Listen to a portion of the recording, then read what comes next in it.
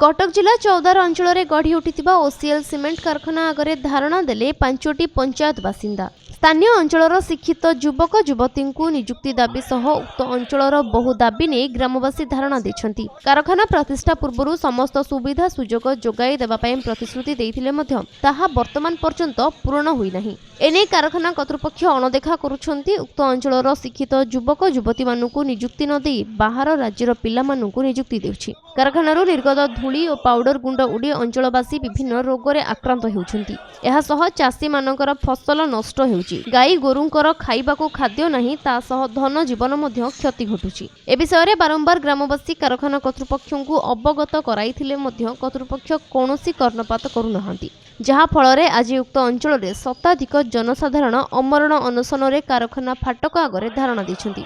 जदि कारखाना कर्तृपक्ष ग्रामवासी मानकर दाबी गुड़िक पूरण न कले तेबे आगामी दिन में यह धारणा तीव्र रूप नेब बोली ग्रामवासी चेतावनी दैछंती।